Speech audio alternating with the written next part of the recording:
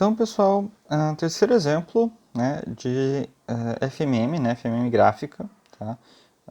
Na máquina monofásica ainda, né, só que agora com 4 polos. Então, a máquina agora possui enrolamento concentrado novamente, né, porque ela só tem uma bobina por fase e polo, tá? Uma ranhura ocupada por bobina, né, em fase e polo, por um pedaço de bobina, né, por grupo fase e polo. Então, esse aqui é um grupo fase e polo, esse aqui é outro grupo fase e polo, né?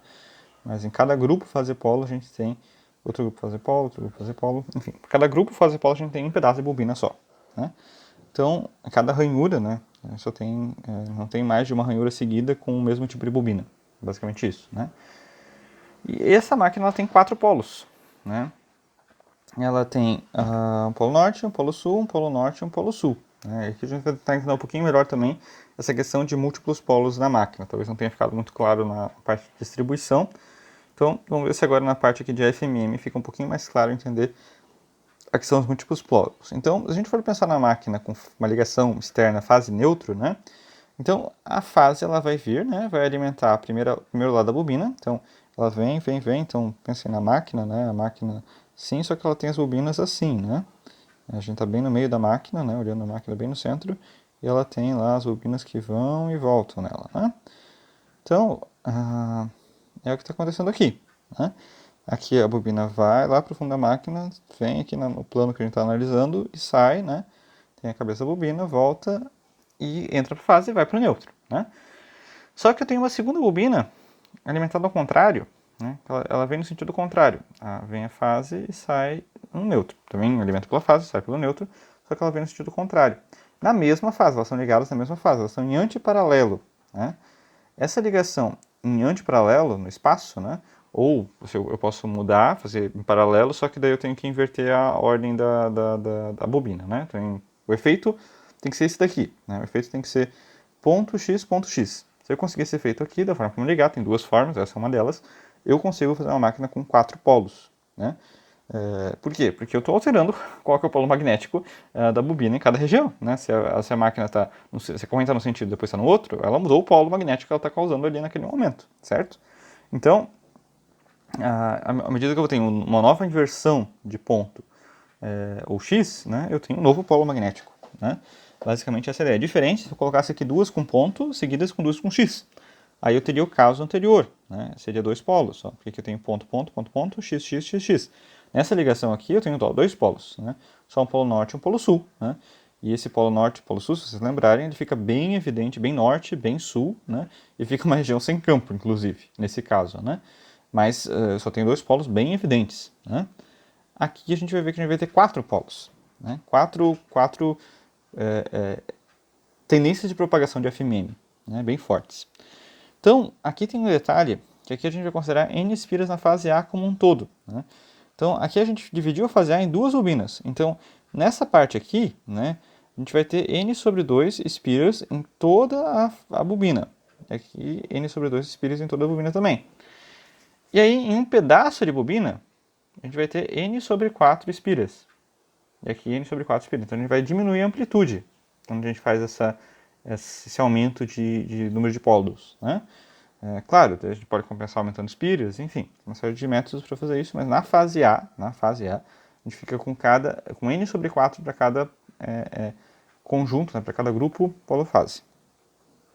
Certo? Então, basicamente dá para perceber, né, que aqui, quando a gente for unir aqui esses campos, vai ter um campo sul, aqui vai ter outro campo sul, aqui vai ter um campo norte e aqui vai ter outro campo norte. Saindo norte, entrando sul. Né? Saindo norte, entrando sul, positivo norte, positivo sul. E aqui a gente também vai entender a questão da relação entre ângulo elétrico e ângulo mecânico. Né? O que é o ângulo elétrico e o que é o ângulo mecânico.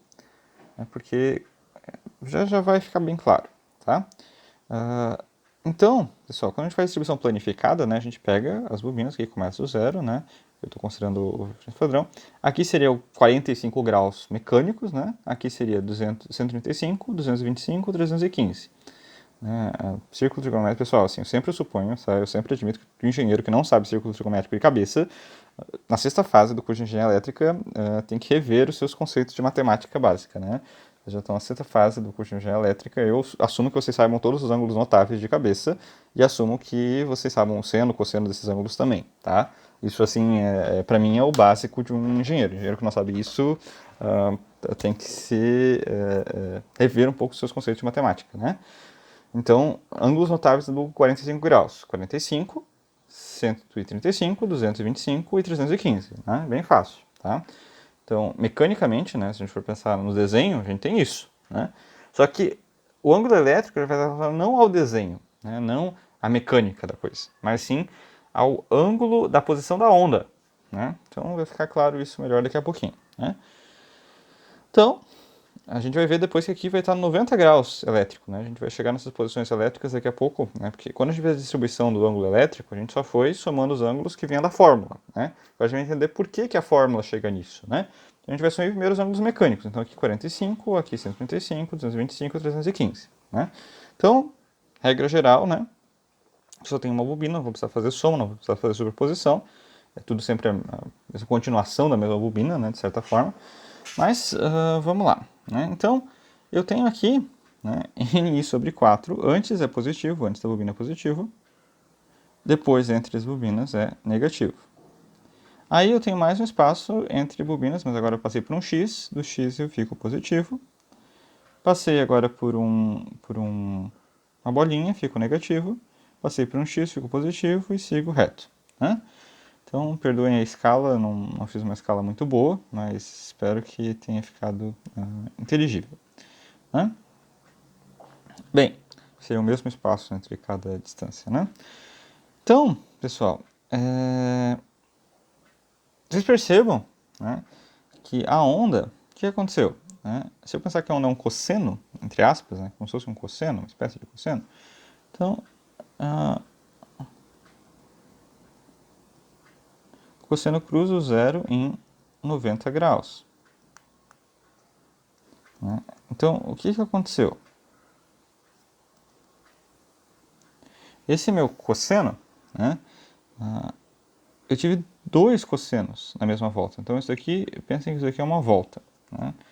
Uma volta, daqui até aqui eu tenho os 360 graus mecânicos.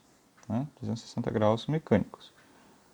360 graus mecânicos. Então, nesses 360 graus mecânicos, eu dei duas voltas elétricas. Eu fiz duas cossenoides. Né?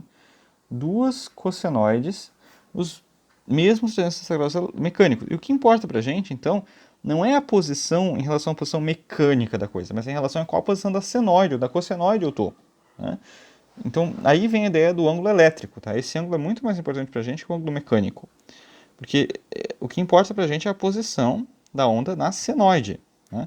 E aqui a gente tem que lembrar também que a amplitude caiu por 4. Né? Aqui é um NI sobre 4. Aqui é menos NI sobre 4. Né? Então, o que importa para a gente é a posição da cossenoide. Né? Então, o que é mais importante para o engenheiro eletricista, e isso vai, principalmente depois que a gente estudar máquina síncrona mais a fundo, né, vai ser muito importante para a gente analisar qual que é o ângulo elétrico. Né? Então, máquina síncrona, o torque dela é dependente da posição elétrica. Né? E também depois que a gente for estudar torque, né, isso também já vai ser um ponto que a gente vai ter bastante estudo. Né? Então, percebam que essa posição aqui, 45 graus, ela equivale a 90 graus elétricos. Né?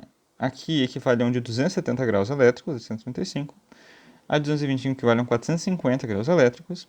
E a de 630 a de 315 equivale a 630 graus elétricos. Então ela vai até 720. Né? E aí vem aquela ideia, né, dos polos sobre 2. Então a posição elétrica é equivalente, né? Então a posição elétrica é equivalente a polos sobre 2 vezes a posição mecânica. Tá? Isso aqui é uma relação muito importante. O mesmo vai valer depois para a velocidade. Tá? A velocidade, em derivar dos dois lados, né? Vamos encontrar a relação da velocidade. É só derivar θi em relação ao tempo. Né? Eu aplico também a derivada aqui em relação ao tempo dessa expressão. Então, fica fácil aqui, não depende do tempo, né? Então fica fácil concluir que a velocidade elétrica vai ser também igual a polo sobre 2 vezes a velocidade mecânica.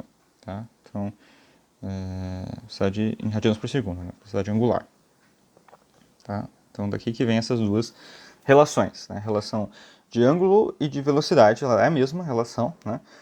Poderia acontecer de eu ter uma diferença de posição inicial, tá? Isso aqui poderia ter ainda mais um delta aqui, só que a derivada de delta vai ser zero, porque ele seria constante, né? Pode acontecer, né, de eu ter uma diferença aqui entre ângulo elétrico e ângulo mecânico, tá?